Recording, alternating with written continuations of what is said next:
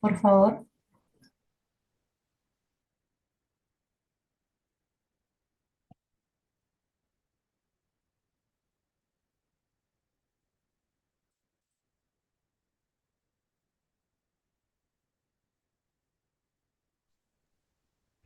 Lo de la línea de tiempo, profe. Esa. Hola Está en doctora, el buenas aula noches. igual. Está en el aula igual. La mayoría, había una parte de los ejemplos del otro que no puse porque eran muy... Pero este creo que está en la filmina que está en el aula. De paso aprovecho para decirlo que ya tienen habilitada la unidad 7 y la unidad 8. La 8 después voy a agregar unos casos para que puedan practicar, pero toda la parte teórica ya está habilitada. Hola doctora, buenas noches. Mi nombre es Gastón Cantero de la extensión Posadas. No pude conectarme antes por razones laborales. Quería saber si se me contempla media asistencia. Estuvimos tomando asistencia hasta las 17:30. Bueno, señor. Bueno, señor. Llamamos varias veces y hasta que cerramos la asistencia. Bueno, señor. Muchísimas gracias. Bien. Bueno, no sé si, perdón, no sé si pudo terminar de copiar o sacar una foto. No sé quién había solicitado en la filmina. Camila, Sí, creo que. profe. Sí, gracias. Perfecto. Bueno, hemos visto entonces que el seguro se rige principalmente por la ley 7.418, la ley 20.091 y la ley 20.441 de productores asesores de seguro. Hemos visto que el artículo primero de la ley 7.418 nos define, nos da la definición legal del contrato de seguro y em, de ahí podemos ver que los sujetos son el asegurador, que se está mencionado con todas las características o requisitos que tiene que vimos, y el tomador, que puede no coincidir con el asegurado. Vimos también los elementos específicos, que es el interés asegurable como causa del contrato, el riesgo como sujeto y la prima como precio del seguro, retribución del asegurador por la obligación asumida, en realidad por la asunción del riesgo. Pasamos a analizar la etapa de formación del contrato de seguro, que dijimos cuando vimos los caracteres que era un contrato consensual.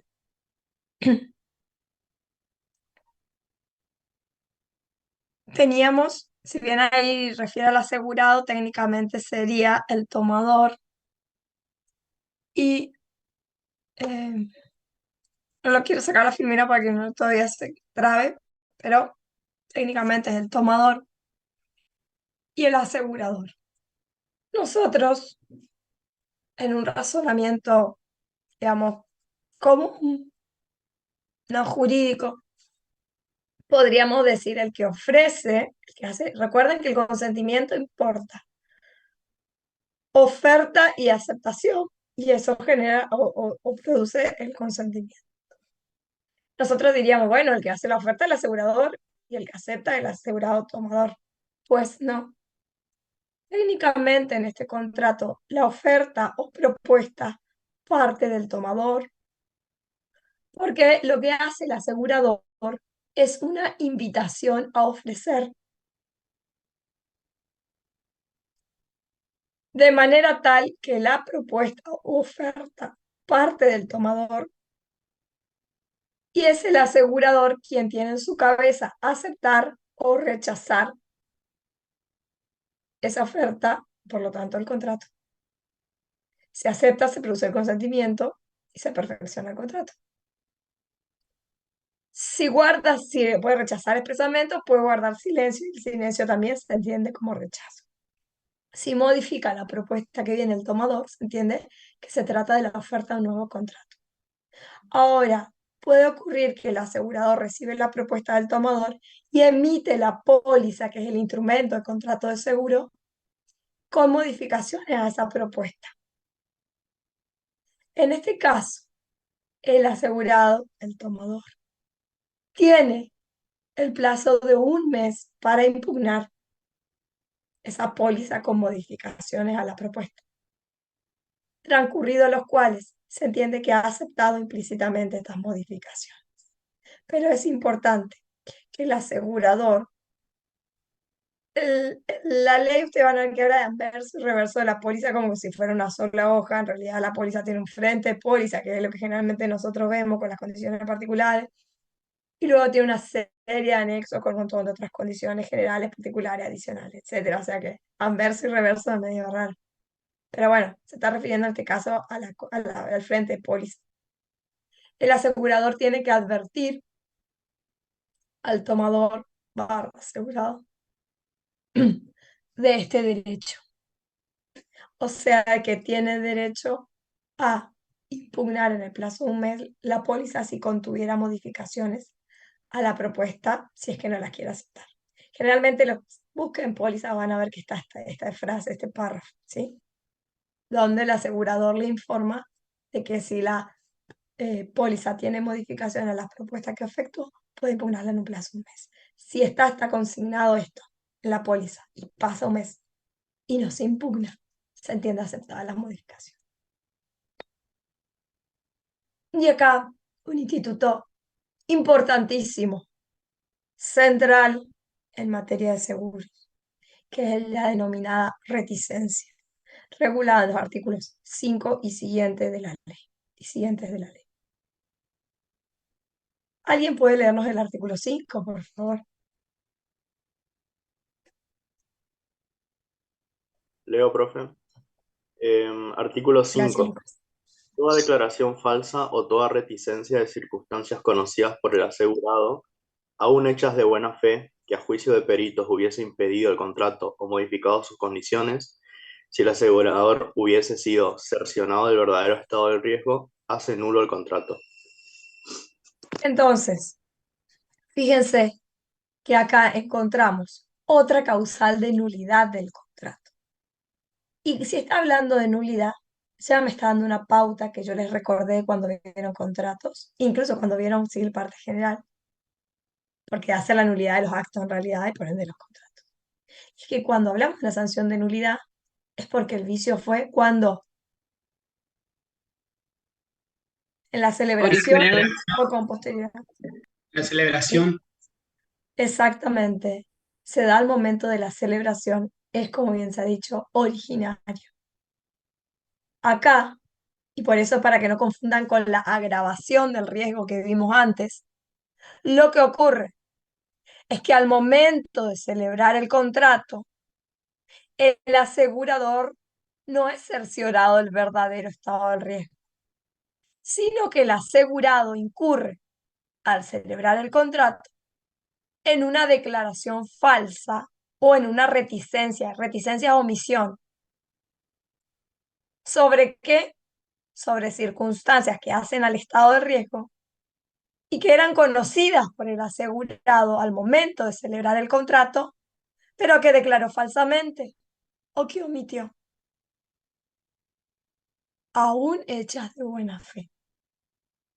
Es decir, que acá, para que se dé la reticencia, no es necesario el dolo. Puede estar o no. El dolo sería la intención del asegurado de esconder, ya sea declarando falsamente o omitiendo, alguna circunstancia que por él conocida al momento de celebrar el contrato que hacía el estado del riesgo. O sea, lo hace intencionalmente. Ahí es doloso. Por supuesto, da lugar a la nulidad, pero no es necesario que haya dolo. También está la reticencia no dolosa. Es decir, cuando el asegurado declara falsamente, es medio difícil. ¿Eh? Al declarar falsamente da un indicio de dolo. Pero sí, sobre todo en la omisión, podría darse supuestos de reticencia de buena fe. Lo cierto es que basta con que haya una declaración falsa o una omisión de circunstancias conocidas por el asegurado al momento de celebrar el contrato, con los requisitos que vamos a ver ahora, para que haya reticencia sin necesidad de que haya dolo. Puede haber o no. Ahora, No cualquier circunstancia conocida por el asegurado que haya sido declarada falsamente u omitida al momento de celebrar el contrato da lugar a la nulidad. Para ello, esa declaración falsa o esa omisión tiene que tener una cierta trascendencia sobre el contrato. Son circunstancias que son relevantes para el contrato. ¿Por qué? Porque tienen que ser circunstancias, las declaradas falsamente u omitidas, que a juicio de peritos, esto es muy importante, que a juicio de peritos hubiese impedido el contrato o modificado sus condiciones, si el asegurador hubiera sido cerciorado del verdadero estado del riesgo. Esa es la trascendencia que la declaración falsa o reticencia tiene que tener sobre el contrato. Si se dan estos supuestos, el efecto, en principio, es la nulidad del contrato. ¿Ok? Ahora, fíjense, declaración falsa es afirmar algo que no es verdadero, reticencia, como les dije, es una omisión. Si bien en sí mismas son cuestiones diferentes, o sea, una cosa es declarar falsamente algo, por ejemplo, decir cuando vamos a celebrar el contrato que iba a destinar el vehículo a uso particular cuando ya al momento, o que estaba destinado, pues, supongo que es un vehículo que no es 0 kilómetros, sino que está en funcionamiento, y digo que está destinado a uso particular y que lo voy a destinar a uso particular, y declaro que o sea, lo declaro eso, perdón, y es un vehículo que está destinado y va a seguir siendo destinado a uso comercial. O sea, la verdad de la milanesa es que era un taxi, ¿eh? Y va a ser utilizado como taxi, ya cuando celebramos el contrato. Pero en la propuesta, yo asegurado, declaro falsamente y digo que el uso es particular. Reticencia sería una omisión. Por ejemplo, un seguro de vida. Indique antecedentes quirúrgicos. Raya. ¿Padece alguna enfermedad crónica? Raya. Tengo hipertensión, diabetes, una enfermedad oncológica, etc. O tiene alguna enfermedad oncológica. Raya. ¿Mm? Omito. Ojo, reitero, puede ser de buena fe, o sea, no doloso o doloso. Dadas estas condiciones, la sanción que prevista en la ley es la nulidad. Fíjese, celebramos el contrato, ahí se da este vicio, hay un vicio en la voluntad del asegurador, porque al asegurador se le dijo que el estado de un riesgo, se le declaró que el estado del riesgo era uno cuando se celebró el contrato, cuando ya en ese momento era otro. El contrato transcurre, en un momento el asegurador toma conocimiento de esto. O sea, de que las circunstancias del estado del riesgo que se le declaró no era verdadero. Declaración falsa por omisión. Entonces, por ejemplo, pasaron 9 meses de contrato y ahí toma conocimiento. El asegurador debe alegar la reticencia, o sea, pedir la nulidad del contrato dentro de los 3 meses de que toma conocimiento de la reticencia. En ese ejemplo, si a los 9 meses tomó conocimiento, tendrá 10, 11, hasta los 12 meses después ya no puede alegar. ¿Por qué? Porque es un plazo de caducidad que él tiene, de manera tal que si no ejercita el derecho, que sería pedir la nulidad del contrato, o en algunos casos, vamos a ver, el reajuste, pasado ese plazo, caduca su derecho a alegar la reticencia y ya no lo puede hacer. Existe. ¿Estamos hasta ahí? Entonces, desde que toma conocimiento, no es de la celebración del contrato, ¿eh? Porque cuando celebró, obviamente no sabía, esa es la cuestión. Después, toma conocimiento, desde que toma conocimiento el asegurador, tiene 3 meses para alegar. Obviamente que el que tiene el derecho a alegar la reticencia es el asegurador, porque el que tiene el vicio de la voluntad, eso claro, porque por ahí a veces no nos situamos en la situación. ¿Eh? ¿Quién va a alegar la reticencia? El asegurador, que es al que se le vició la voluntad. ¿En qué plazo? Dentro de los 3 meses de haber conocido esa circunstancia. Ahora, en materia de seguro de personas, rige una cláusula. ¿Por qué? Esto es en cualquier momento de vigencia del contrato, que puede ser un contrato plurianual, en cualquier momento toma conocimiento, tiene 3 meses. Pero en los seguros de personas, la cláusula de contestabilidad determina que transcurrido 3 años desde la celebración del contrato, el asegurador ya no puede invocar reticencia. Es decir, si él toma conocimiento de este vicio de la voluntad dentro de los 3 primeros años del contrato, puede alegar reticencia dentro del plazo de los 3 meses de haber conocido. ¿Mm? Pero la particularidad de esto es que una vez que pasan 3 años desde la celebración del contrato, el asegurador, recién después de los 3 años, toma conocimiento del vicio de la voluntad. Ya no puede invocar.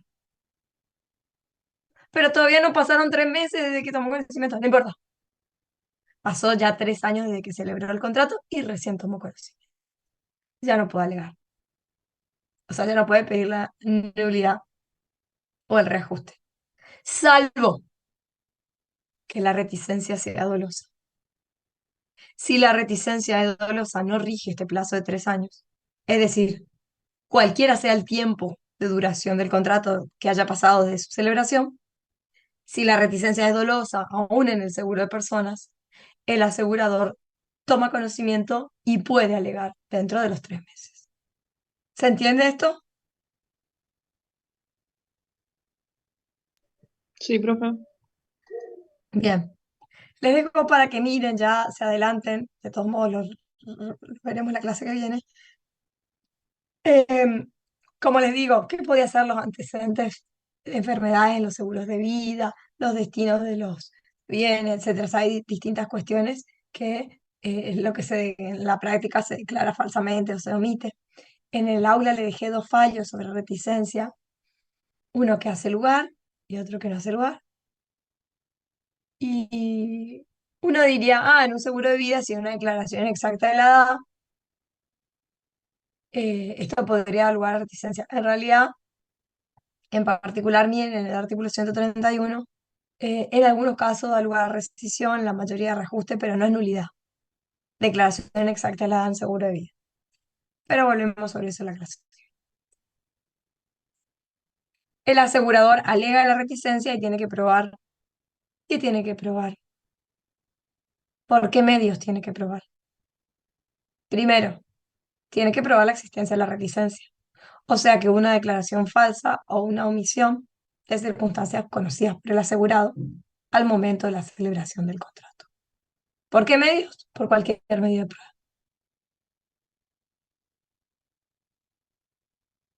Pero ya dijimos, no basta que haya una declaración falsa o una omisión. Y esto tiene que tener una trascendencia en el contrato. Que era que si el asegurador hubiera sido cerciorado al verdadero estado de riesgo, no contrataba o lo hacía en otras condiciones. Esa trascendencia sobre el contrato hay que probar, tiene que probarla la aseguradora. Pero debe hacerlo por un medio específico de prueba, tasado en la ley. Y es la prueba pericial. Es excluyente. En un fallo de los que les dejé en el aula, Profe, ¿sí? perdón, ¿qué significa a juicio de peritos? ¿A qué se refiere? A una prueba eh, pericial, eso, a una prueba pericial, generalmente claro, una pero prueba pericial contable. O sea, cuando usted ofrece la prueba, ofrece prueba documental, prueba informativa, prueba de testigo, reconocimiento judicial, prueba pericial. No sé si ya vieron procesal. No. Bueno, hay distintos medios de prueba. Se tiene prueba instrumental, lo que está en la documental, tiene prueba informativa, es un informe a los distintos organismos, un informe que sea a los bomberos, a la policía, etcétera. Prueba de testigos, prueba de reconocimiento judicial, distintos medios de prueba. Dentro de eso están las pruebas periciales. Ahora, para acreditar que el asegurado declaró falsamente o omitió, usted puede usar cualquier medio de prueba. Por ejemplo, pedir un informe a una clínica, a un hospital donde se atendía, donde está la historia clínica. Pedir como documental en poder tercero que se traiga la historia clínica, de donde surge que están todos los antecedentes médicos que él conocía y que no los declaró. Muy bien, ahí usted acreditó que hubo reticencia, o sea, que hubo declaración falsa o omisión por prueba informativa, por prueba documental, etcétera, o todas combinadas. Se le trae testigo al Y médico, ese, etcétera. Ahora, y ese historial ahora, clínico, escúcheme sí, un momento. perdón. Ahora, usted probó una parte como asegurador de lo que debía probar, porque también tiene que probar que esa declaración falsa o esa reticencia tiene una trascendencia sobre el contrato. No es que la persona tenía el pelo largo y después se lo cortó, o que tenía el pelo oscuro y se lo aclaró. ¿Qué incidencia tiene eso sobre el riesgo? Nada. El asegurador hubiera contratado, tenga pelo corto, tenga pelo largo. Lo que hay que acreditar, además de que se declaró falsamente o se omitió, es que esas circunstancias eran relevantes, tenían una trascendencia sobre el contrato. Porque si el asegurador sabía, no contrataba. ¿Por qué? Porque no está dentro de los riesgos que él opera comercialmente. O porque contrataba, pero lo hacía en otras condiciones, con una prima mayor, con otras exclusiones de cobertura. Esa es la trascendencia sobre el contrato. Ahora, para probar eso, no le basta cualquier medio de prueba al asegurador. No puede probar eso con una documental, con una informativa, con testigos. O sea, con eso puede apoyar. Pero es excluyente que esa trascendencia sobre el contrato la pruebe mediante el ofrecimiento de una prueba pericial en la que se acredite a través del dictamen de un perito que esa declaración falsa o esa omisión que acreditamos por cualquier medio de prueba que existió tiene esta trascendencia sobre el contrato. Y por eso le digo, en un fallo que dejé en el aula, se rechaza el orador porque no probó la trascendencia sobre el contrato con prueba pericial. Probó que hubo declaración falsa o omisión, no recuerdo en ese caso, pero no probó la trascendencia sobre el contrato por prueba pericial. Ah, pero de la documental surge de los testigos. No. ¿Hubo prueba pericial sobre la trascendencia en el contrato de la reticencia? Sí, procede. ¿No hubo prueba pericial que acredite esto? Rechazo. De la reticencia que invoca el asegurador. ¿Por qué? Porque él va a pedir la nulidad del contrato para no indemnizar. Si el contrato es nulo, no tiene obligación de indemnizar. Un seguro de vida, por ejemplo. Los beneficiarios están reclamando que le pague. El asegurador dice, en plazo, que hubo reticencia. Pues tiene que acreditar estos dos extremos. Pero el segundo extremo debe acreditarlo por prueba pericial. No sé si con eso les quedó aclarado. Y en ese caso, Es un aspecto procesal. claro, en ese caso la prueba pericial estaría a cargo de un médico, por ejemplo, o algo así. Sí, generalmente, usualmente, la pericial central es una pericial contable, porque lo que se analiza es actuarialmente. ¿Por qué? Porque usted traerá el testimonio del médico, tal, que diría, sí, él tenía esta enfermedad, que consistía en tal cosa, que él sabía porque se le informó, tuvo los estudios tal, o él trajo los estudios, etcétera. Pero ahí estamos en la primera parte, digamos. Se Ujú. tiene que hacer una pericia desde el punto de vista actuarial, de que, bien, estos riesgos así los cubría el asegurador de esta manera, con una póliza con estas condiciones. Estos riesgos así lo cubría con otra póliza. Y estos riesgos así, este asegurador no cubre. O sea, el perito va a determinar, usted le acreditó que el Ujú. riesgo declarado es esto con la propuesta. Pues es un documento del asegurador. Usted probó que esto que declaró acá era falso. Lo probó con las declaraciones de testigos, lo probó con informe, lo probó con documental. El perito entonces va a considerar esto y deberá analizar. Ya vimos que declaró falso. Eso ya está probado. Ujú. Ahora, el verdadero estado del riesgo, ¿encuadraba en esta póliza que contrató o correspondía a otro tipo de cobertura? O en una cobertura que este asegurador no otorgaba. Tiene que ver con las cuestiones actuariales, ¿sí? No tanto con decir la persona tenía una cardiopatía o no. O sea, eso es la primera parte. Porque Claro, si claro, tenía y entiendo. no la declaró, declaró falsamente, ¿eh? Lo que acá se va a mirar es, teniendo en cuenta estas circunstancias de hecho, las que se declaró falsamente o omitió y las verdaderas. Teniendo en cuenta esto, ¿qué cobertura correspondía? ¿La que se contrató porque no incidía en realidad en la cobertura y en el precio? ¿O correspondía otra cobertura más cara, por ejemplo? ¿O ese tipo de riesgo, el verdadero, este asegurador no cubre? Esa es la pericia que se hace. Pero eso lo tiene que determinar un perito. ¿Mm? No basta con que venga un testigo a decirlo, que busca el uniforme. Claro, sí, comprendo, profe. Gracias. Bien. Ahora, si bien yo le dije que en principio, sea la reticencia dolosa o no dolosa, el efecto es la nulidad, demuestro rápidamente esta y la otra filmina, pues la explicamos. Fíjense, reticencia dolosa, nulidad. Reticencia, al principio, el efecto es la nulidad. Ahora, cuando es no dolosa, hay una opción para el asegurador, que es el reajuste. O sea, no declarar la nulidad, no solicitar la nulidad del contrato, sino pedir el reajuste. Pero ya explicamos cada uno. Fíjense, entonces, el efecto en principio, en ambos casos, reticencia dolosa y no dolosa, es la nulidad. Ahora, hay algunas cosas que varían. Está bien, en la reticencia dolosa no hay opción. El efecto es la nulidad si lo invoca el asegurador. ¿Por qué? Porque no podemos consentir el dolo. ¿Mm? Entonces, la reticencia dolosa o de mala fe no nos genera duda, efecto es la nulidad.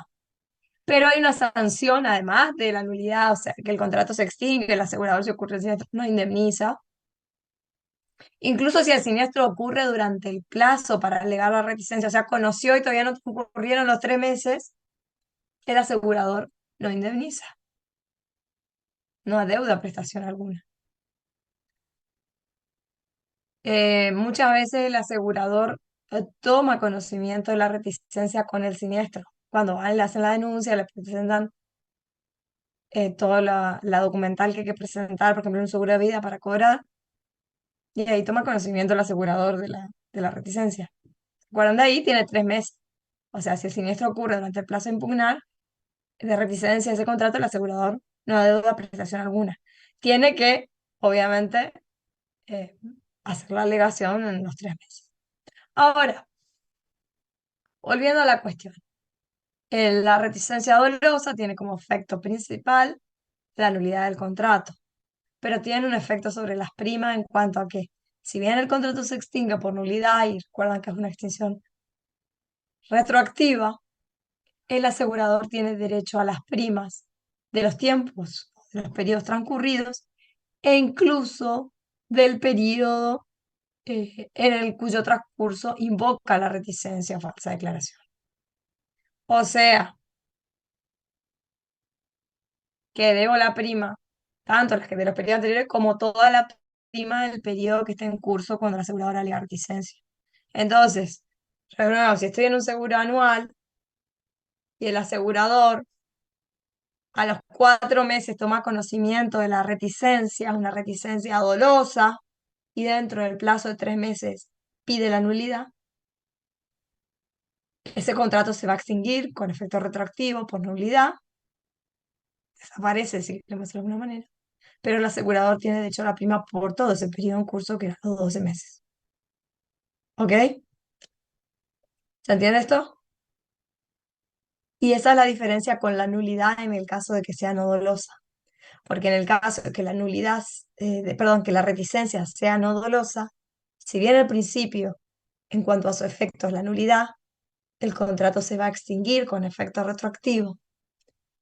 El asegurado, el tomador en realidad, tiene derecho a restitución de la prima que haya abonado con deducción de los gastos en que haya incurrido el asegurado. ¿Se advierte la diferencia? O sea, cuando tenemos reticencia, el principio, en cuanto a su efecto, es la nulidad. El contrato se va a extinguir con efecto retroactivo.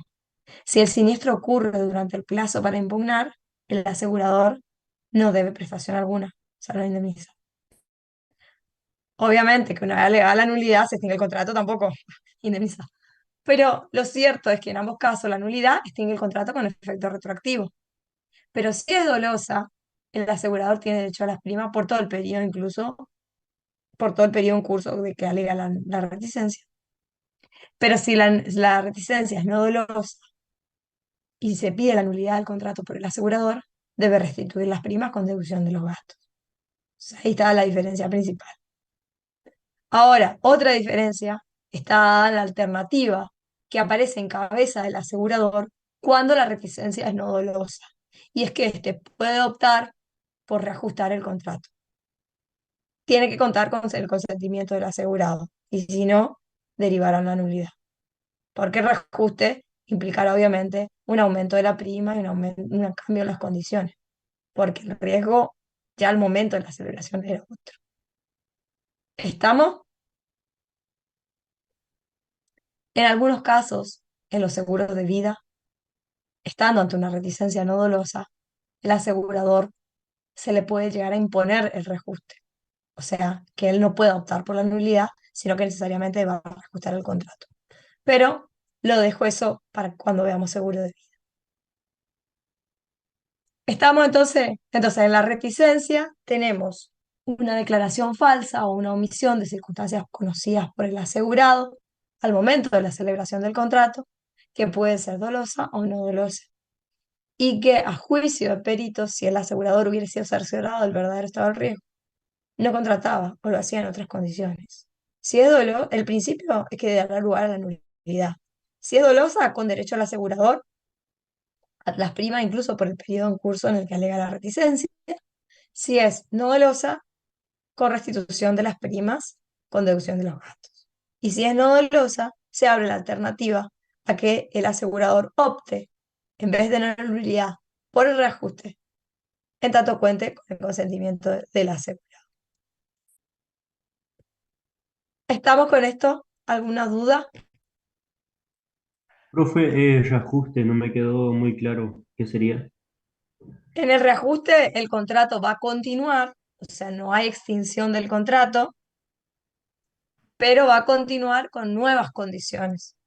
El Ah, bien, bien. asegurador va a tener en cuenta cuál era el verdadero estado de riesgo, o sea, el que se declaró falso, se omitió, se determinará el verdadero estado del riesgo y se va a reajustar, o sea, se va a modificar el contrato teniendo en cuenta el verdadero estado de riesgo, que obviamente era más intenso que el declarado.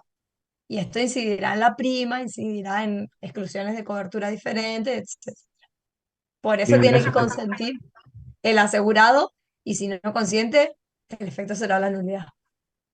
Lo que pasa es que a veces para el asegurador, siempre que sea no dolosa, porque reiteramos que el dolo no se puede consentir, pero si es no dolosa, al asegurador puede convenirle no perder un contrato si el asegurador lo acepta y tener un contrato reajustado, porque digamos, si no pierde un contrato. Hay veces en que no, en que prefiere la nulidad. Y si ocurrió el siniestro y está en el plazo para alegar, va a alegar la nulidad para no indemnizar, obviamente. Ya no le sirve el reajuste siempre será si el siniestro no ocurrió. ¿Ah? Ahora, si tomó conocimiento de la reticencia, pasaron 6 meses, no la alegó y ocurre el siniestro, no está en plazo para alegar. O sea, ya, si alega la reticencia, lo que le va a decir el asegurado es, no, vos conociste esto hace, no sé, 6 meses, caducó tu derecho de invocar la reticencia. ¿Bien? Bien, bien, gracias. No sé si con eso la aclaré. Sí, sí. Bien. Bueno, prueba del contrato de seguro, artículo 11, leanlo después detenidamente. Puede probarse el contrato de seguro. Acá ya no confundan. Hoy lo que hablamos es cómo prueba o cómo debe probar el asegurador la reticencia para que proceda la nulidad o eventualmente pedir. Acá ya cambiamos de tema, ya nos fuimos. ¿Cómo yo pruebo la existencia del contrato de seguro y sus condiciones? ¿Ok? Dimos vuelta a la página. Por cualquier medio de prueba, en tanto exista principio de prueba por escrito. Incluso pueden ser medios digitales. Fíjense que a partir del año 2018 por una resolución de la Superintendencia de Seguro de la Nación, la 219 del año 2018, se admite o se ha, digamos, regulado la póliza digital. Es decir, hay pólizas que son 100% digitales. Eh, pero reitero, no es necesario, o sea, no es excluyente que yo, para aprobar el contrato de seguro, tenga póliza. Obviamente, si existe póliza y puedo acreditar a través de la póliza, es la prueba capital, es la prueba esencial del contrato de seguro, pero no es excluyente. Como cuando vimos en transporte, que estaba la carta de porte, ¿recuerdan? Que la carta de porte era el instrumento del contrato de transporte, pero puede existir contrato de transporte y que no se emita la carta de porte, y lo puedo probar por otros medios. Bueno, lo mismo existe con la póliza. A veces confundimos y decimos, "Ah, la póliza es el contrato de seguro". No, no, no, no. Técnicamente, ustedes ya tienen que hablar como que hablar de técnico jurídico. La póliza es el instrumento del contrato de seguro. Por lo tanto, es una consecuencia de la celebración del contrato de seguro. Por lo que puede haber contrato de seguro y que no se haya emitido póliza. O que no tenga la póliza para acreditarlo, obviamente se dificulta muchísimo la prueba, pero podría probarlo por otro. Por eso, la póliza, ¿qué es? Es el instrumento del contrato de seguro. Es su consecuencia, porque la póliza se emite como consecuencia de la celebración del contrato. Reitero, estamos en un contrato consensual. Obviamente, es su prueba capital y guía de interpretación. Se emite en un ejemplar que el asegurador debe entregar al asegurador. Recordemos que hoy está admitida la póliza digital. Plazo del contrato de seguro.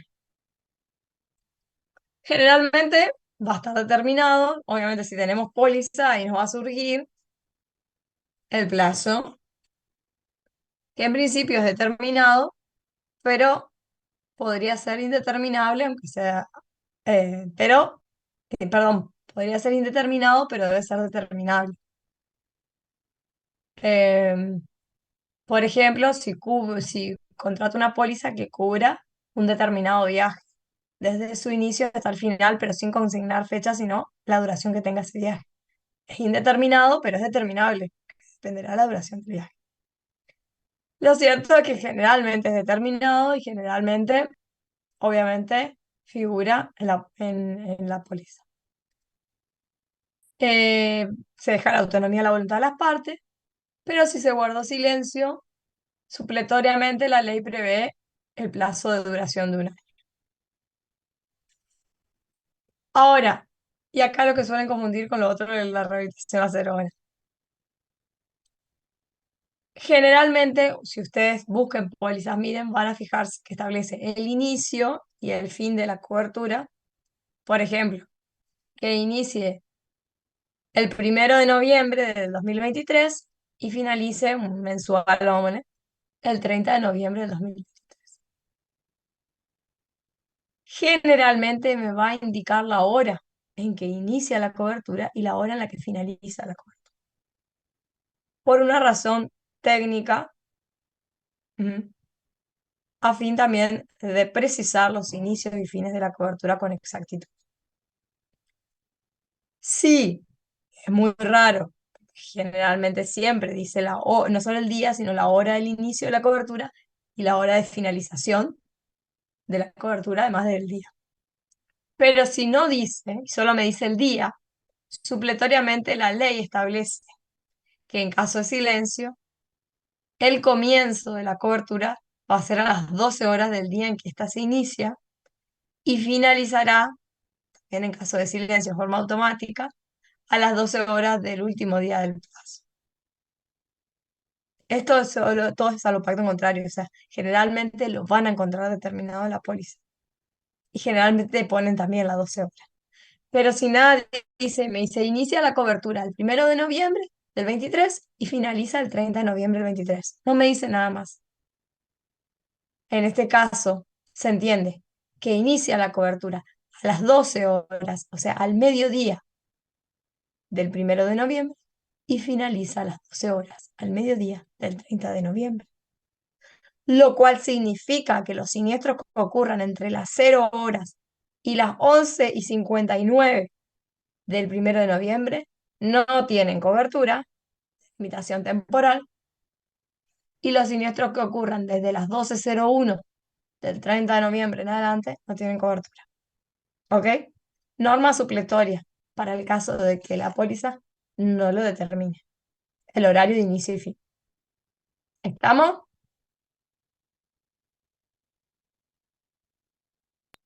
Otro tema. Entendido. Sí, sí, es La- como un caso que se daba siempre que en el seguro de animal, que se va a ver más adelante. Ahí hay después una excepción también en agricultura, pero la vemos en la clase que viene para que no se confundan. Ahí hay unas ciertas excepciones con el plazo. Ujú. Justamente, gracias, son dos excepciones. Pero vamos a mirarlo la clase que viene en particular para que no se confundan. Este es el principio general. Perfecto. Eh, ¿Sí? No, perfecto, digo. Ah, bien. Eh,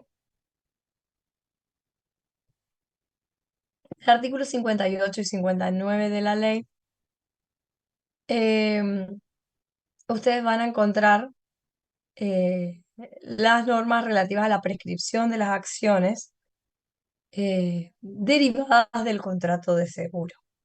Pero un segundito, que justamente este era un temita que le quería grabar a mi escripta alumna, así que voy a aprovechar para grabarle, ya se me habló 2 veces.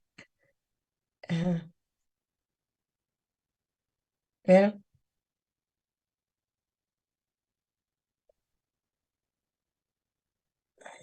grabarlo, a ver si sale.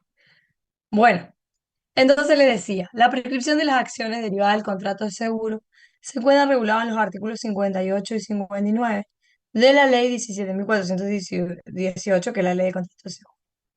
Y establece la ley de seguro que las acciones fundadas en el contrato de seguro prescriben en el plazo de un año.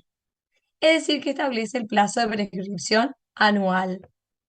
Recuerdan que la prescripción lo que determinaba era la extinción de la acción que tiene el acreedor para reclamar la obligación del deudor como consecuencia de la inacción de este acreedor por el plazo que establece la ley.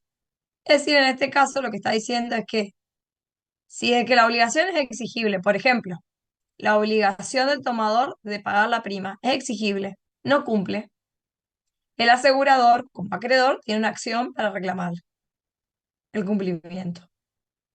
Si transcurre el plazo de prescripción que establece la ley, en este caso un año, y el acreedor se mantiene inactivo y no reclama y no se produce ninguna causal de suspensión o interrupción, su acción prescribe y ya no tiene acción para reclamar.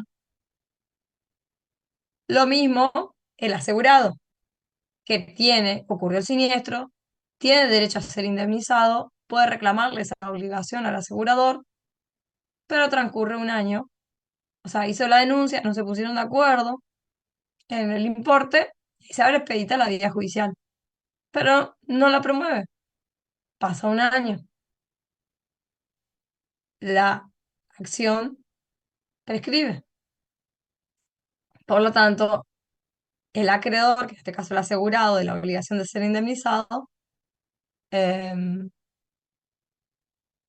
la obligación del asegurador de indemnizarle, pues en este caso entonces se extinguió la acción y ya no puede reclamar. Esto para que recordemos de obligaciones lo que es la prescripción de las acciones, lo cierto, liberatoria. Lo cierto es que el plazo que establece para esto en la ley de seguro es de un año.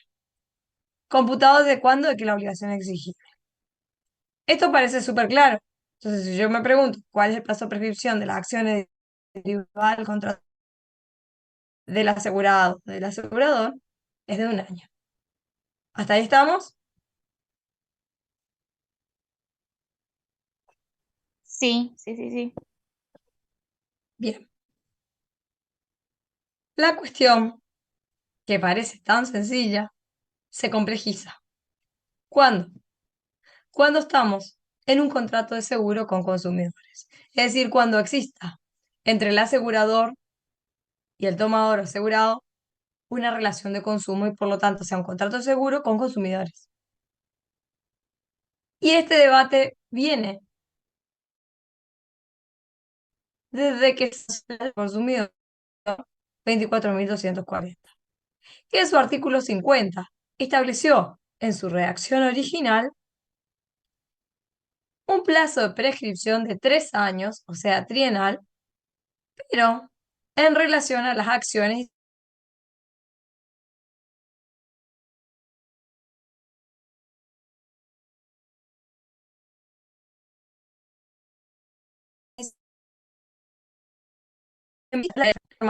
tiene la doctrina de la jurisprudiencia respecto al plazo de prescripción de las acciones de los asegurados consumidores en el contrato de seguro, ya que para algunos autores sostenían que era de aplicación este plazo de 3 años de la Ley de Defensa del Consumidor, en oposición a quienes sostenían que el plazo, aun cuando el de prescripción, aun cuando el asegurado fuera un consumidor, era el plazo anual de la ley de seguro, por ser una ley especial que regula el contrato de seguro y que fija un plazo de prescripción en especial para las acciones derivadas de dicho contrato, y que además este plazo de 3 años de la ley de defensa al consumidor era referido exclusivamente a las acciones y sanciones por infracciones a la ley de defensa del consumidor.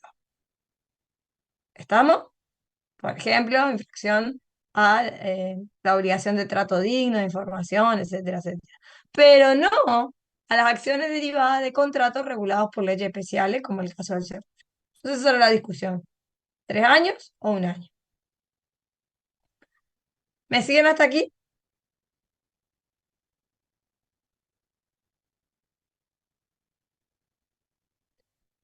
Entiendo que sí. Ahora bien, Sí, sí.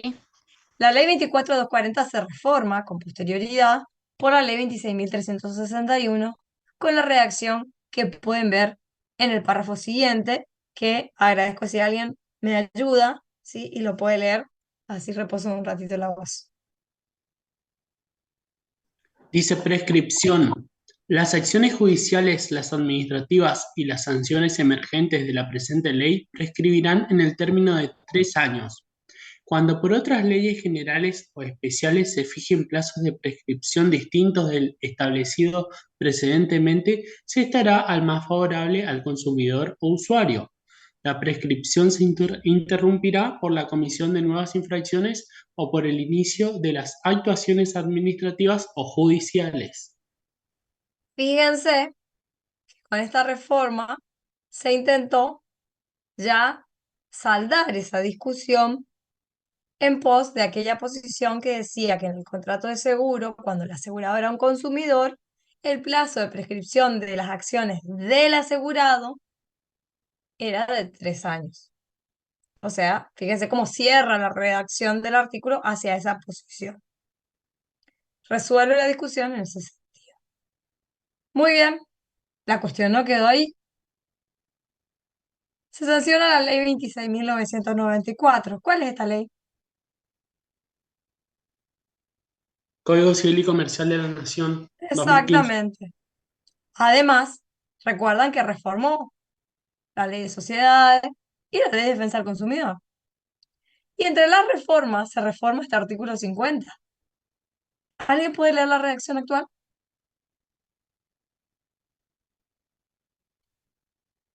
Prescripción. Las sanciones emergentes de la presente ley prescriben en el término de 3 años. La prescripción se interrumpe por la comisión de nuevas infracciones o por el inicio de las actuaciones administrativas. Nos fuimos para el otro lado. Fíjense que ya no dicen ni siquiera acciones, dicen las sanciones emergentes de la presente ley, o sea, las sanciones emergentes de la ley de defensa del consumidor, que son sanciones por infracciones a la ley de defensa del consumidor, son las que prescriben por el plazo de 3 años. Quedan afuera las acciones del contrato de seguro o de otro contrato. Hablando de las sanciones emergentes de la presente ley, sanciones por infracciones a la ley de defensa del consumidor. Entonces, esto, digamos, bueno, se zanjó la discusión hacia el otro lado. Esto abrió el debate. ¿Por qué? porque una parte de la doctrina, en base a este artículo 50 en su redacción actual, en base al principio de la ley especial, como es la ley de seguro, sostiene que el plazo es el anual, que este plazo de 3 años es solo para las sanciones por infracción de la ley 24240. Pero otra parte de la doctrina es contraria a esta posición y dice, primero, la reforma al artículo 50 de la ley 24240 podría tacharse de inconstitucional por quebrar el principio de no regresividad o de progresividad propio de los derechos del consumidor. ¿Por qué? Porque fíjense, volvió para atrás. Y como consecuencia de lo cual resultaría de aplicación a las acciones derivadas del contrato de seguro del asegurado que sea consumidor, el plazo genérico del artículo 2560 del Código Civil y Comercial de la Nación, que es un plazo de 5 años, por ser más favorable al consumidor en relación al plazo anual de la ley especial. El debate está abierto. Las posiciones en doctrina y jurisprudencia son de un lado y del otro, cada una con sus fundamentos. Ustedes decidirán qué posición asumen. ¿Estamos? Hoy el debate es 5 años del plazo genérico del código o 1 año de la ley especial. Siempre estamos hablando que la discusión es las acciones del asegurado consumidor, derivadas del contrato de seguro. ¿Estamos? ¿Alguna duda con esto?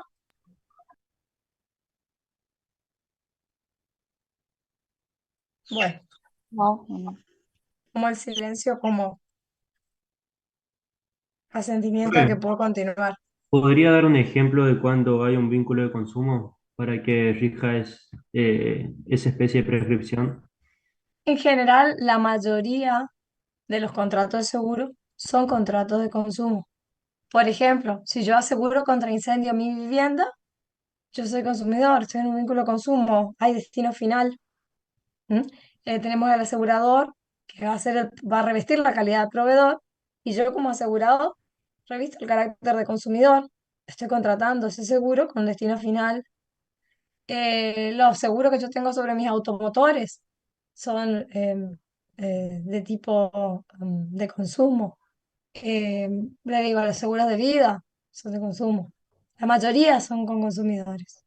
Ahora, no, reitero, no es en el que necesariamente podamos afirmar de manera categórica, no hay una posición unánime de que cuando estemos ante un contrato de seguro con consumidores el plazo de 5 años. La discusión es, primero, sí o sí, que estemos ante un contrato de seguro de consumo. Estando ya eso definido, ahí está la discusión, ahí es de 1 año o de 5 años. Pero no es que si yo estoy en uno de consumo, puedo afirmar que el plazo de 5 años porque eso está debatido. Sí, sí, ¿Mm? bien. Eh, Hay cuestiones que se discuten en cuanto a si es de consumo o no. Por ejemplo, cuando yo aseguro máquinas que se incorporan o materias que se incorporan en un proceso productivo, porque allí podría estar más discutido el destino final. ¿Mm? Pero ahí es otra discusión y es si ese contrato es de consumo o no. Es un nivel distinto de discusión. No sé si queda claro.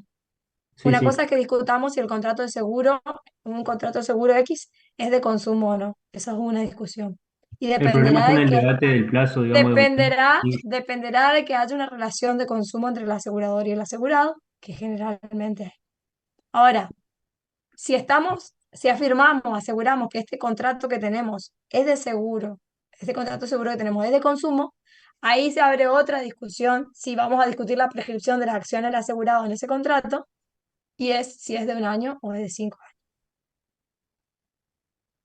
¿Queda claro? Sí, profe, gracias. Los dos debates distintos. ¿Mm? Bien.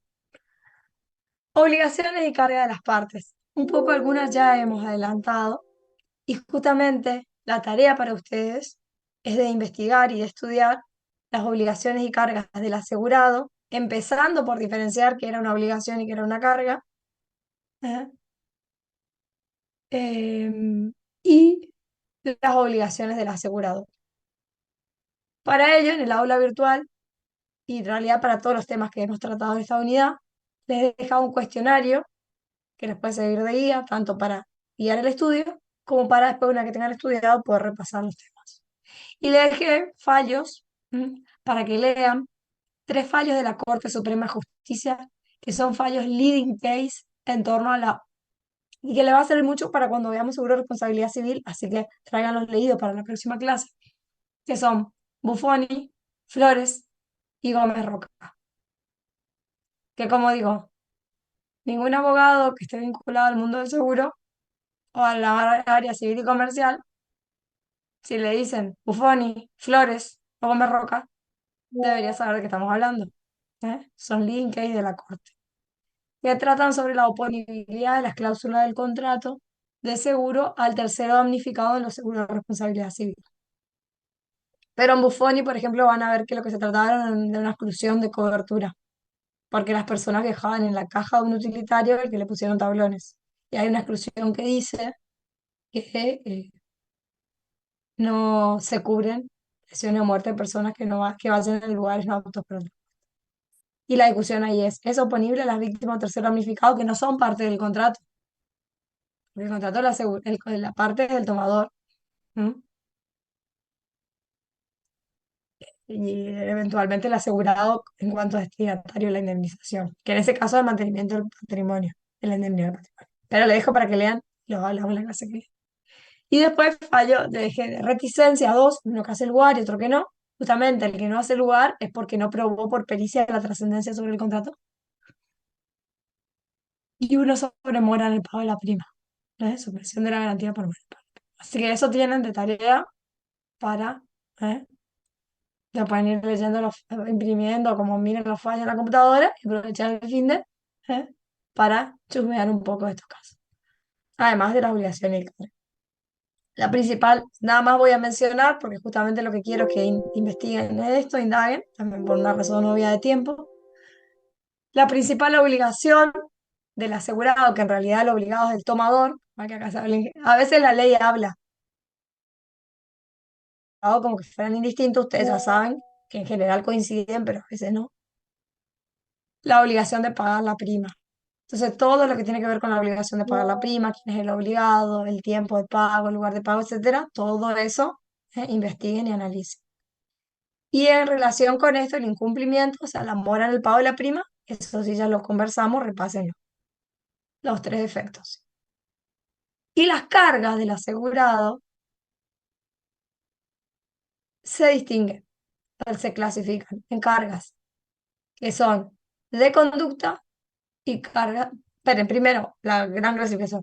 Se distinguen las cargas legales y las convencionales o contractuales, según que surja de la ley, la carga o del contrato. La otra clasificación distingue las cargas en cargas de información y cargas de conducta. Por ejemplo, de acá las que tenemos enumeradas, una carga de información es la carga de informar el acaecimiento del siniestro, o sea, la carga de denunciar el siniestro. Es una carga de información. Pero tenemos otra carga, que es la prohibición de cambiar las cosas dañadas. Es decir, una vez que ocurre el siniestro, yo no puedo, perdón, cambiar las cosas al bien dañado, sí que previamente el asegurador haya hecho los procedimientos de liquidación, salvo que sea negligente, bueno, pues están las excepciones. Pero es una carga de conducta, en este caso una conducta omisiva, no hacer algo. Prevenir el siniestro es una carga de conducta que, bueno, enseguida te voy a dar una pequeña referencia. Lo cierto, a todo esto, es que las cargas pueden ser de información o de conducta. Las cargas pueden ser, en cuanto a su temporalidad, anteriores al siniestro o posteriores al siniestro. Por ejemplo, prevenir el siniestro es una carga de conducta anterior al siniestro. Informar el acaecimiento del siniestro es una carga informativa pero es posterior, obviamente, al siniestro. Entonces, cargas legales o convencionales, cargas informativas o de conducta, cargas anteriores y cargas posteriores al siniestro.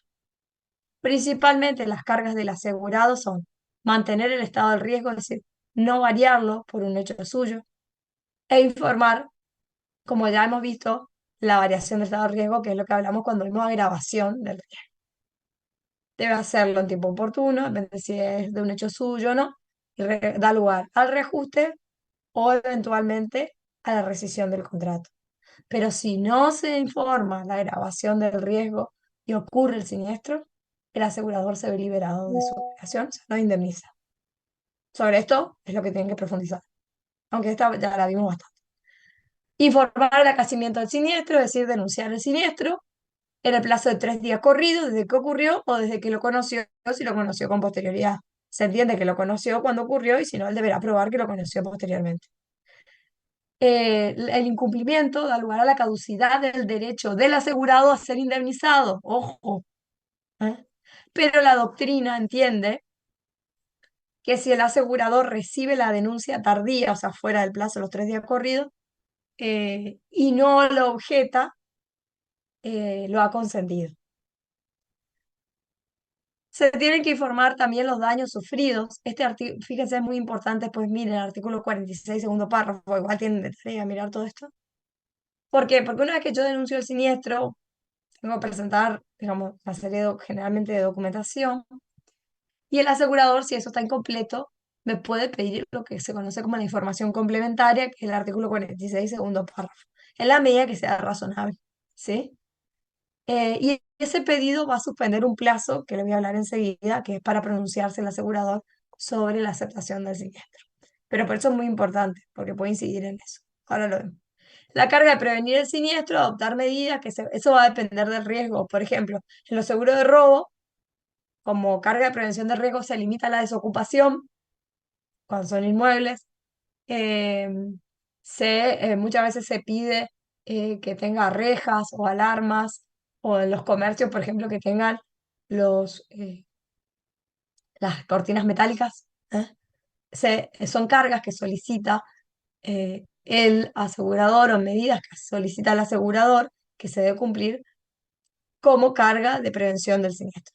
Y que si se incumplen, generalmente hablamos de un incumplimiento malicioso, en estos casos el asegurador se verá liberado en la medida en que el daño fue, de ocurrir el siniestro, en la medida en que el daño fue mayor, porque no se cumplió con la carga de prevenir el siniestro. Otra carga que hay es la de salvamento, que está desde que es inminente el siniestro y hasta que puedan seguir produciendo daños, y es justamente de evitar o disminuir los daños, eh, sin necesidad, obviamente, no se le exige al asegurado que eh, ponga en riesgo su vida, su patrimonio, por ejemplo, en un incendio, que él se meta a pagar, pero sí, por ejemplo, que llame a los bomberos. ¿eh? Otra prevención que era la anterior al siniestro, por ejemplo, en los seguros de incendio, tener ciertos matafuegos, o no recuerdo cómo se llama los aparatos que le suelen exigir en la fábrica, que son los que se dispara el agua cuando tiene un nombre en particular. Me sale Splinter ahora, pero algo así es el nombre. ¿eh? Eso que cuando detecta humo, o detectores de humo, o cuando detecta el humo, esos tiran agua. Son como unas duchitas o lluvias. Pero depende del riesgo y lo que le exija al asegurador, esa prevención del siniestro. También en el salvamento, si hay un incumplimiento malicioso, el asegurador se libera en la medida que el daño hubiera sido menor si el asegurado cumplía las cargas de salvamento. Y la prohibición de cambiar las cosas dañadas, lo que nos está marcando es una carga de conducta, digamos, tipo omisiva, justamente para permitir que el asegurador pueda investigar las causas del siniestro y la extensión de los daños. Y si eso se incumple de forma maliciosa, libera al asegurador de la obligación de indemnizar. ¿eh? Así que les queda como tarea para el hogar profundizar este tema, las obligaciones y cargas del asegurado. Principalmente lo que tienen que ver es en qué consiste, qué condiciones exige su cumplimiento y las consecuencias del incumplimiento. Esas consecuencias del incumplimiento pueden estar previstas en la ley. Y van a ver, ustedes van a analizar las que están previstas en la ley. Y en ese caso solo puede modificarse esa sanción por incumplimiento de las cargas del asegurado en beneficio de ese asegurado. Es decir, si la sanción ya está determinada en la ley para el incumplimiento, la póliza no se podría prever en la póliza una sanción mayor. Sí, una sanción más favorable. Ahora, puede ocurrir que tenemos cargas que están en la ley y que la ley no determina una sanción. O sea, prevé la carga, pero no la sanción. Y además tenemos cargas que están previstas directamente en el contrato y no están en la ley, por lo tanto tampoco la sanción está en la ley. En esos casos donde la sanción de las cargas no están en la ley, lo que sí permite la ley en el artículo 36 es que se pueda prever en el contrato como sanción la caducidad de los derechos del asegurado, pero exige que el incumplimiento de esa carga por el asegurado se deba a su culpa o negligencia, es decir, un factor de atribución subjetivo. Y demás condiciones del artículo 36, que anoten por favor para leerlo detenidamente. Ahora, para finalizar la clase, y dentro de todo voy a terminar horario, creo, vamos a ver, hablamos de la obligación y carga del asegurado, y hablar de la obligación del asegurador. Pues si no van así, profe, usted le pone todo el peso al pobre asegurado y el asegurador lo libera. No, no, vamos a ver las obligaciones del asegurador. Y recordarán que ya la definición nos dice que la obligación del asegurador es de indemnizar o cumplir la prestación convenida, pero con un alias, si ocurre el evento previsto. Ahora, ¿va a indemnizar todo el daño? ¿Va a indemnizar cualquier daño? No, dentro de los límites del contrato, dentro de los límites de la ley y del contrato. Ya vimos que no es ilimitado. No es ilimitado en cuanto a los riesgos que se cubren y el siniestro tiene que ser una consecuencia del riesgo cubierto, que está determinado, y no es ilimitado en cuanto al monto. Entonces, el primer límite que ya hablamos desde un punto de vista, bueno, por un lado tiene que responder a un riesgo cubierto, eso ya dije. Por otro lado, cuantitativamente, tenemos un límite máximo que es la suma asegurada. Siempre nos va a marcar el límite máximo. Pero también pueden aparecer en el contrato franquicias, que habrán escuchado algunos hablar de la franquicia del contrato seguro. Entonces yo voy, no sé, tengo un seguro sobre mi vehículo para destrucción total y parcial, pero con una franquicia de 100.000 pesos. Y bueno, saliendo de la cochera, le toco el espejo retrovisor y voy a averiguar a ver el chapista cuánto sale y sale, no sé, hoy ya ni sé, pero supongamos, con suerte, 50.000 pesos. Pero yo tengo una franquicia de 100.000. El asegurador no indemniza ese siniestro. Porque la franquicia determina la liberación del asegurador de la obligación de indemnizar si el daño no excede el monto de la franquicia. Por lo tanto, en ese ejemplo de un contrato con una franquicia de 100.000 pesos, para que el asegurador me indemnice, el daño tiene que superar el importe de la franquicia. Entonces, si el daño es de 50, 60, 70.000 pesos y mi franquicia es de 100.000, el asegurador no me indemniza. Ahora, si el daño es de 145.000 pesos, supera la franquicia y el asegurador debe indemnizar dentro de los límites del contrato. Si responde un siniestro, un riesgo cubierto el siniestro y hasta la suma asegurada. Ahora, hay dos clases principales de franquicia. La franquicia condicional, también llamada relativa, y la franquicia incondicional, absoluta o deducible. En ambos casos, el asegurador se libera de su obligación de indemnizar si el daño no excede el monto de la franquicia. Entonces, cuando hay franquicia, no importa la clase, si el daño no excede ese monto, el asegurador no indemniza. Ahora, si mi franquicia es condicional, excedido el importe de la franquicia, el asegurador debe indemnizar todo el daño dentro de los límites del contrato. ¿Bien? Entonces, en mi ejemplo, donde mi franquicia era de 100.000 pesos y yo sufrí un daño de 145.000 pesos, es decir, está bien, supera la franquicia, el asegurador no se libera. Pero ¿cuánto me paga? Todo el daño dentro de los límites. O sea, en ese ejemplo me deberá indemnizar los 145.000 pesos. Pero si yo tengo una franquicia incondicional, absoluta o deducible, por supuesto, el daño tiene que superar el importe de la franquicia para que la aseguradora me indemnice. Pero va a deducir, por eso algunos le dicen deducible, me va a descontar de la indemnización digamos, del importe del daño, mejor dicho, no de la indemnización, descuenta del importe del daño que superó la franquicia, el importe de la franquicia, que siempre está a cargo del asegurado. Entonces, si yo sufriese daño de 145.000 pesos y mi franquicia era de 100.000, y mi franquicia es incondicional, absoluta o deducible, ¿cuánto me indemniza? Reitero, mi franquicia es de 100.000, mi daño es de 145.000. Para calcular la indemnización, el asegurador descuenta del importe del daño el importe de la franquicia, que siempre es a mi cargo. ¿Se están Pagaría durmiendo? 45.000, solo los 45.000 de diferencia. Exacto, exacto. Cuando la franquicia es incondicional, siempre el importe de la franquicia está a cargo del asegurado. Y solo lo que supera la franquicia me indemniza el asegurado. El otro es condicional, es decir, si el daño no supera la franquicia, a cargo del asegurado. Si el daño supera la franquicia, todo el daño dentro de los límites máximos del contrato son a cargo del asegurador en la condicional. ¿Se entiende esto? Sí, profe. Bien. Entonces, hay una obligación de indemnizar del asegurador que se da dentro de los límites del contrato y si ocurre el evento previsto.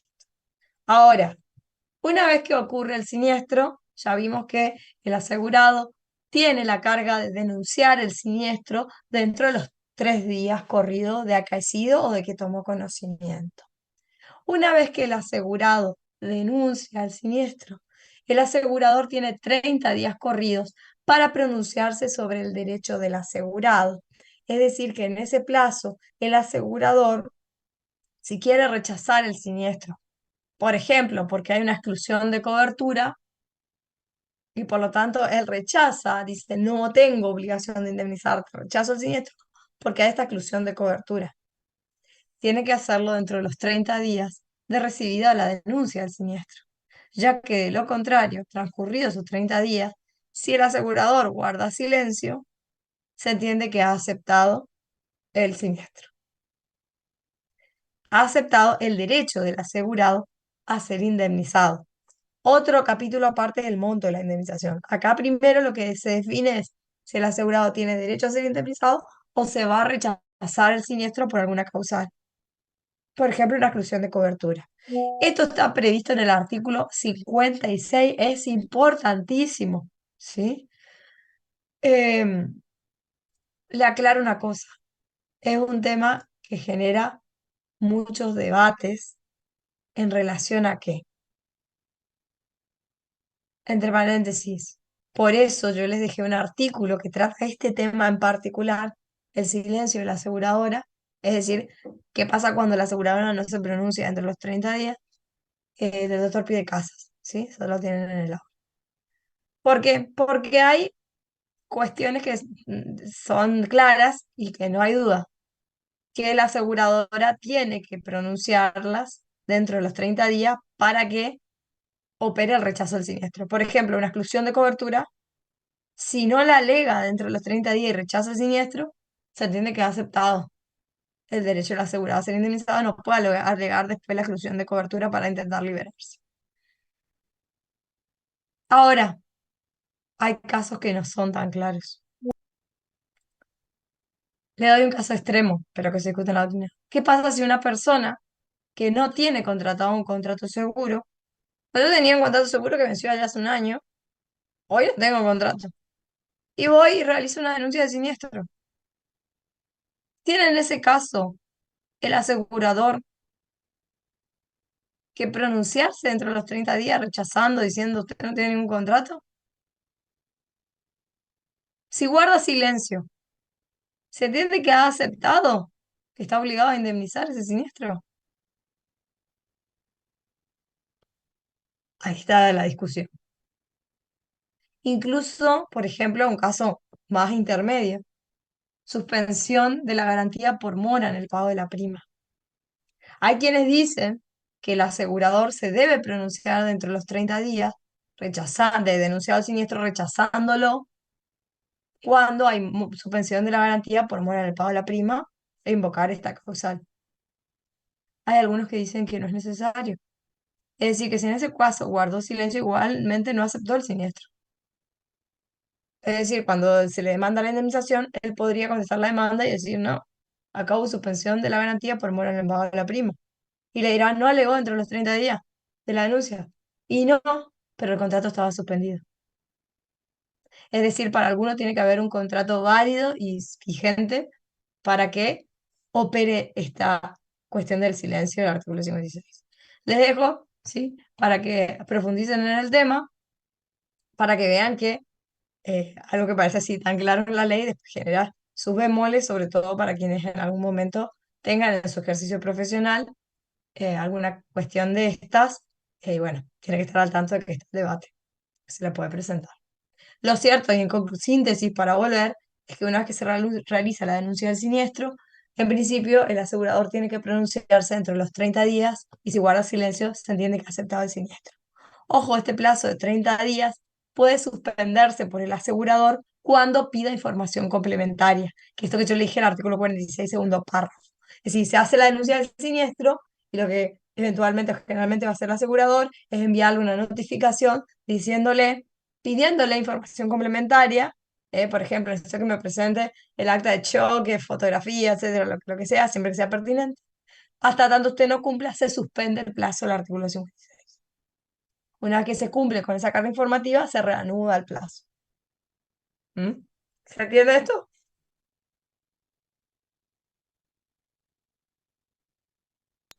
Y Sí, perfecto. finalmente, el plazo para cumplir con, o sea, una vez que se determinó que hay derecho del asegurado a ser indemnizado y no se rechazó el siniestro, se procede, eh, bueno, al tema de la determinación de los montos, eso sería anterior a esta filmina, a la determinación del monto de la indemnización, para lo cual las partes pueden acordar un procedimiento, pueden, por ejemplo, someterlo a perito. Lo que no puede hacerse es hacer un compromiso arbitral ya en el contrato de seguro, ¿eh? Puede ser posterior, pero no previo. O bien determinar algún procedimiento entre las partes, que las partes acuerden para determinar el monto de la indemnización.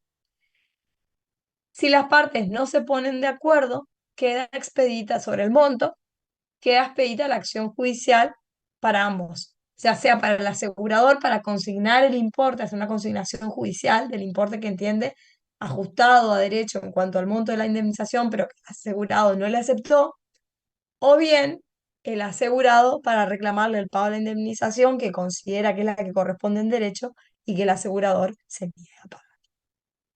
Ahora, yendo al caso positivo, las partes se pusieron de acuerdo en el importe. En los seguros de daño, el asegurador tiene un plazo de 15 días para cumplir con la indemnización, que se cuenta de que se fijó el monto de la indemnización. Por eso, si no se fija y no se cosa, bueno, el camino que queda es judicial. Y en el seguro de persona, acá, como ya les dije, ya están fijados los montos en el contrato, entonces no hay discusión, lo que hay que acreditar, por ejemplo, el fallecimiento de la persona, el carácter de beneficiario. Y ahí hay 15 días de notificado el siniestro, acompañada de la documentación complementaria que se le diga, para pagar, porque no hay monto para determinar. También para el asegurador, para que no me acusen de brava con los asegurados y floja con el asegurador, también el pago, si no se cumple en el plazo fijado, la mora es automática y por supuesto procede la ejecución forzada. Bien, con eso terminamos el desarrollo de la unidad 7. Le dejo una perlita para el final, porque muchas veces veo en escritos judiciales y en resoluciones judiciales también, por qué no decir, confusión entre estas tres cosas. La suspensión de la garantía por mora en el pago de la prima, la caducidad y la exclusión de cobertura. La suspensión de la cobertura se da como consecuencia de la mora en el pago de la prima y es una aplicación del principio el aceptio non ad impleti contractu. ¿Qué importa una suspensión temporaria de la eficacia de un contrato en relación a la obligación del asegurador de indemnizar? ¿Por qué? Porque recuerden que estando en mora en el pago de la prima, se produce una suspensión provisoria de la eficacia del contrato en relación a la obligación del asegurador de indemnizar, pues de ocurrir el siniestro, el asegurador no indemniza estando en mora, porque la cobertura está suspendida. Ahora, el contrato subsiste y recuerdan que se puede rehabilitar. Es decir, la mora en el pago de la prima en principio no extingue el contrato, salvo que se lo rescinda. ¿Mm? Pero ahí ya no hablamos de suspensión de la cobertura, sino de rescisión del contrato. Entonces, acá, en la suspensión de cobertura tenemos un contrato válido, un contrato que subsiste, pero que temporariamente su eficacia en cuanto a la obligación de indemnizar del asegurador está suspendida. Puede rehabilitarse. Y el contrato continuará. Ahora, la caducidad es una sanción por incumplimiento de una carga, pero estamos hablando de un supuesto donde hay un riesgo cubierto. Lo que se pasa es que el asegurado incumple una carga que tenía. Por ejemplo, denunciar el siniestro en el plazo. Y ese incumplimiento de una carga va a extinguir el derecho del asegurado, es decir, implica su preexistencia. ¿Por qué? Porque ocurre un siniestro. Ocurre un siniestro cubierto. El asegurador incumple una carga, por ejemplo, no lo denuncia. El asegurado tenía derecho a ser indemnizado, sí, porque sufrió un siniestro por un riesgo cubierto. ¿Pero qué pasó? Incumplió una carga y caduca su derecho. Tenía un derecho, pero este se extingue.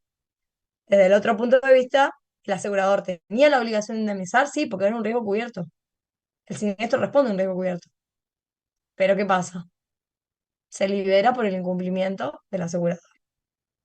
Sí, había derecho a ser indemnizado, había obligación del asegurador de indemnizar, pero se extingue. ¿Por qué? Por un incumplimiento del asegurado. Deja intacta la relación asegurativa en lo demás. Solamente lo que se produce es la extinción del derecho del asegurado y la liberación del asegurador de esa obligación cooperativa. Y la exclusión de cobertura, que la vimos cuando vimos el riesgo, que era la individualización negativa, es decir, es un caso donde hay un riesgo no cubierto. Como les dije, es una limitación de riesgo no cubierto por ese contrato. Es decir, acá nunca va a haber obligación del asegurador. Hay contrato, pero el siniestro no corresponde a un riesgo cubierto. Por lo tanto, no hay obligación del asegurador ni hay derecho del asegurado. ¿Mm? Esa es la diferencia con la caducidad. La caducidad es la consecuencia de un incumplimiento, por más de que estamos en un siniestro relativo a un riesgo cubierto. En la exclusión de cobertura, nunca hubo derecho ni obligación, porque el siniestro no responde a un riesgo cubierto. Esa obligación nunca fue asumida por el asegurador, porque el asegurador ya en el contrato me dijo que si la persona fallecía o se lesionaba porque iba en un lugar no habilitado para el transporte de personas, él no asumía obligación. ¿Mm? Ahora la pelota está en la cancha de ustedes y tienen que ir a profundizar estos temas. ¿Estamos?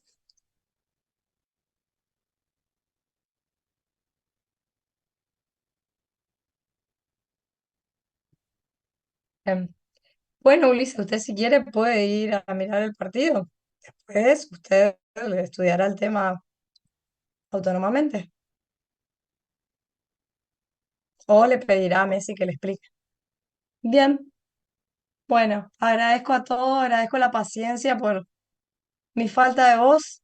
Espero que me hayan podido entender a pesar de todo. Y bueno, les deseo buenas noches, buen fin de semana. No dejen de avanzar con el estudio para que no se les acumule.